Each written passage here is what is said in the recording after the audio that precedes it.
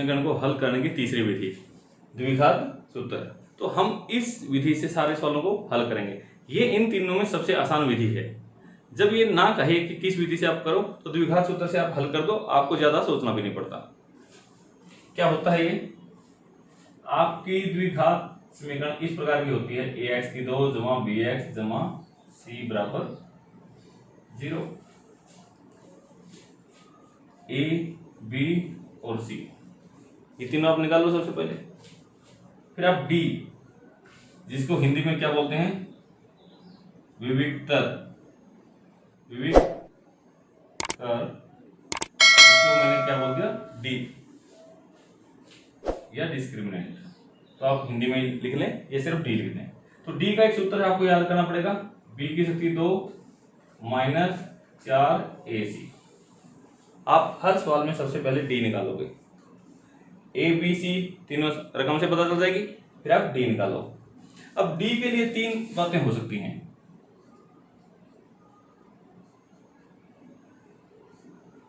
d का मान बड़ा हो सकता है किससे, 0 से। बड़ा मतलब जिसकी तरफ मुंह खुला है वो बड़ा होता है। d का मान 0 से बड़ा हो सकता है, d का मान 0 के बराबर आ सकता है, और d का मान 0 से छोटा आ सकता है। तीन ही बात हो सकती है। यदि d का मान 0 से बड़ा है तो कितने हल होंगे, 2 वास्तविक हल होंगे।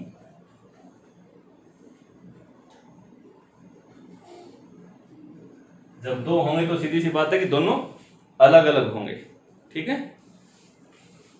d का मान 0 है तो क्या होगा, एक वास्तविक हल होगा, सिर्फ एक उत्तर आएगा। या आप ये कह सकते हैं कि 2 उत्तर आएंगे लेकिन दोनों बराबर हैं, तो होगा तो वो एक ही।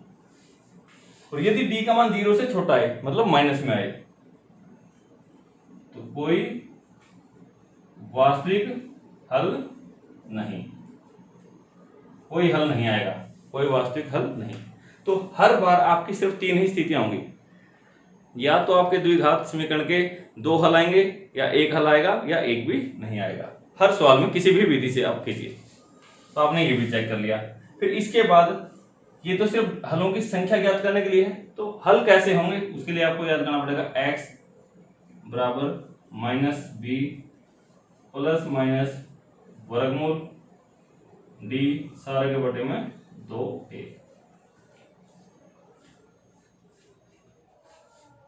तो आपको जो दूसरा सवाल है, दूसरे सवाल में क्या कहा गया कि पहले भाग में दिए गए सभी प्रश्नों को द्विघात सूत्र से हल कीजिए।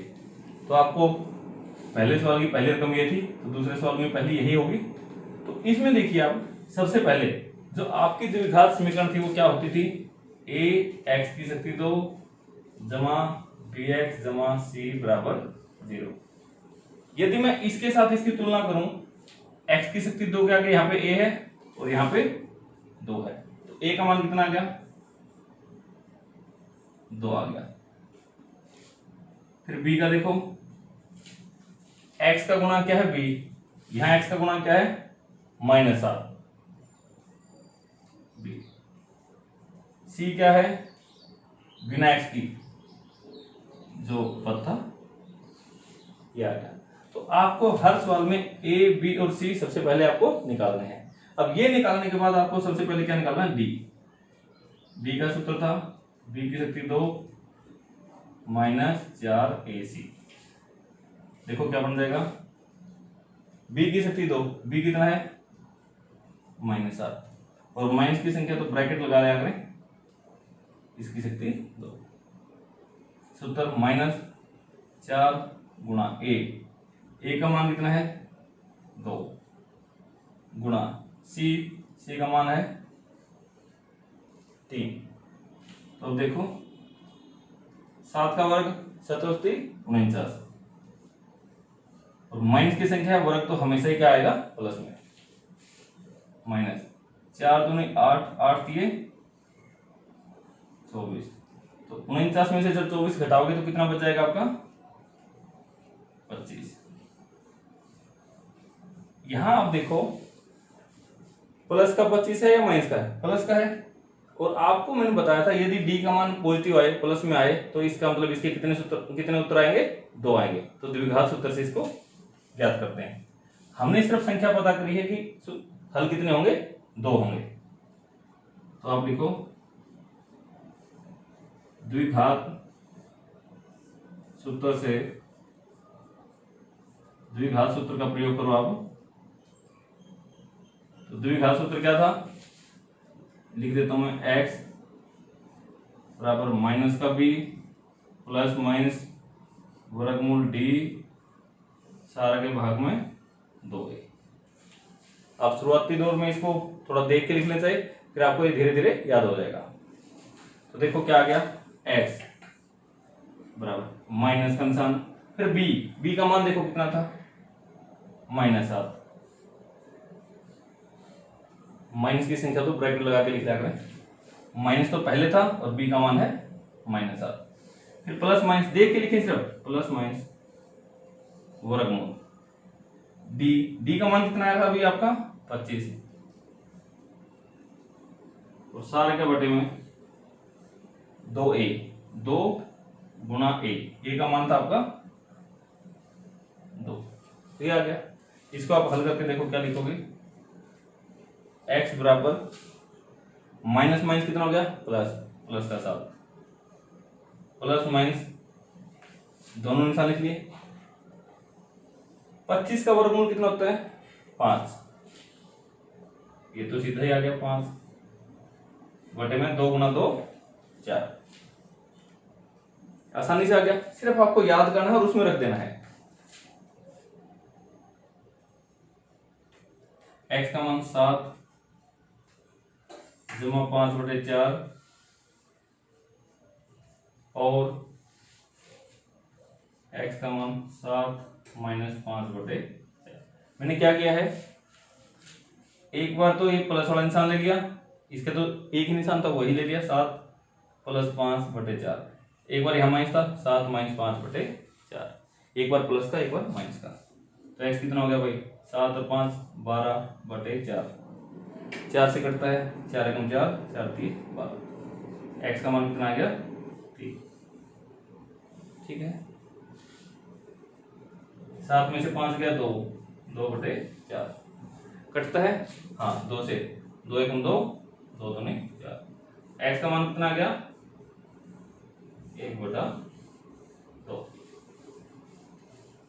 x का मान एक ये आ गया, एक ये आ गया। द्विघात सूत्र से आपके आसानी से निकल जाते हैं। और आप देखें जब आपने पूर्ण वर्ग विधि से इसको हल किया था तब भी आपके उत्तर यही आए थे। तो किसी भी विधि से कर लो, उत्तर आपके हमेशा बराबर। इस समीकरण को भी आपको द्विघात सूत्र से ही हल करना है। तो देखिए क्या आएगा। तो सबसे पहले आप द्विघात समीकरण ये थी, इसके हिसाब से आप a का मान लिखो। a बराबर, a होता है x की शक्ति 2 का गुणांक, b है x का गुणांक। जब आपको x के आगे कुछ ना दिखे तो इसका मतलब क्या था 1, क्योंकि 1 के साथ गुणा पे x आ गया। b का मान 1, c का मान है ये बिना x का जो पद है -4। a b और c तीनों के मान आ गए। तो फिर क्या निकालते हैं d से आपको पता चल जाएगा इसके हल हैं या नहीं, और हैं तो कितने हैं। d सिर्फ यही बताता है, b की शक्ति 2 -4ac, इसको आप याद कर लो। b का मान कितना है 1, 1 का वर्ग -4 गुणा a का मान है 2 गुणा c का मान है -4, और माइनस की संख्या है तो ब्रैकेट लगा लें। देखो क्या बन गया, 1 का वर्ग मतलब 1 की 1 के साथ गुणा 1, माइनस और माइनस दो बार माइनस माइनस की गुणा तो प्लस, 4 दूनी 8, 8 चौके 32, 32 जमा 1 33। तो d का मान आपका कितना आ गया 33।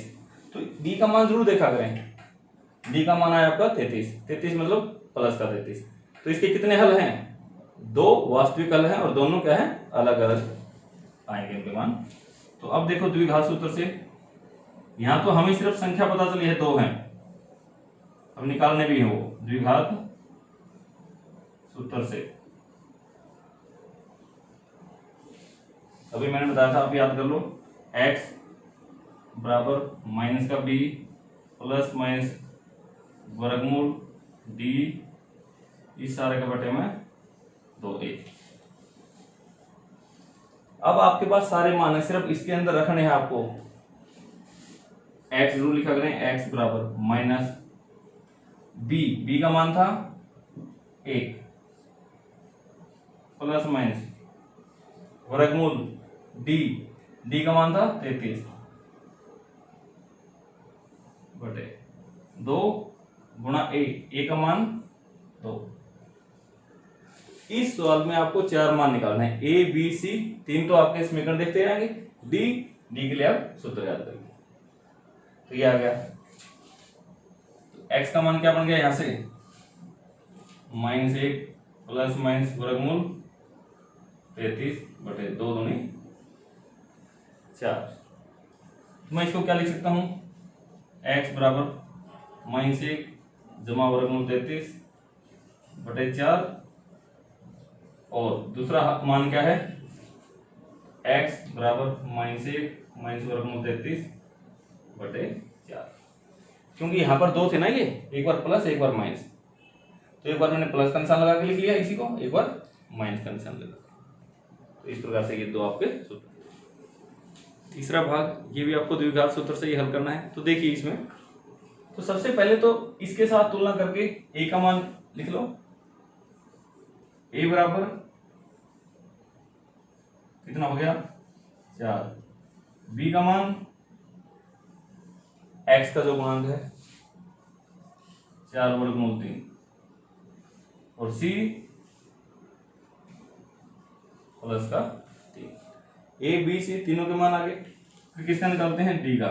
a b c d सबसे पहले ये चारों निकालो, इसका सूत्र याद कर लो, b की शक्ति 2 माइनस 4ac, ठीक है।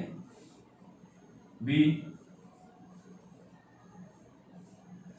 4 वर्गमूल 3, इसका वर्ग माइनस 4 गुणा a का मान है आपका 4 और c का मान है 3। तो सबसे पहले आप इसी को हल करो, कितना आ जाएगा, 4 का वर्ग 4 गुणा 4 16, और वर्गमूल 3 का वर्ग, वर्गमूल 3 का वर्ग का मतलब है वर्गमूल 3 को 2 बार लिखो, और वर्गमूल में कोई भी संख्या 2 बार लिखी जाए तो सिर्फ एक बार उसको बिना वर्गमूल के लिख लो। तो वर्गमूल 3 का वर्ग या वर्ग से वर्गमूल कट गया, कितना आ गया 3, माइनस 4 गुणा 4 16 गुणा 3, 16 तिये 48 माइनस 16 तिये 48, कितना आ गया, d का मान आपका कितना आ गया 0। और आपको बताया था यदि d का मान 0 आ जाए तो कितने हल हैं, सिर्फ हलों की संख्या पूछ रहा हूं मैं, एक वास्तविक हल आएगा इसका।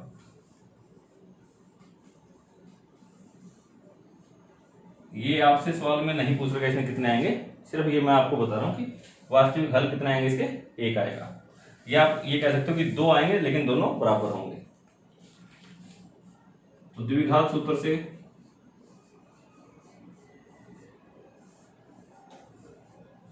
यदि इसका कोई हल निकलता है तो द्विघात सूत्र से आपका हल निकल जाएगा।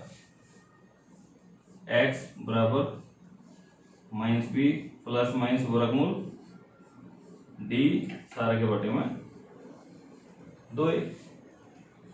तो x का मान देखो कितना आ गया, x बराबर माइनस b का मान था आपका 4 वर्गमूल 3 प्लस माइनस वर्गमूल d मतलब 0, सारे के भाग में 2a, 2 गुणा a।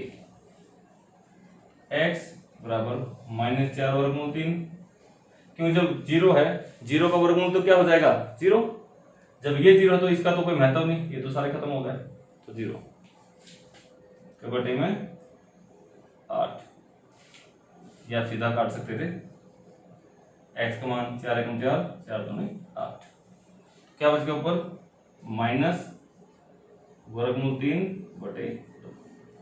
x का एक वास्तविक हल है और वो क्या है, x बराबर माइनस वर्गमूल 3 बटे 2।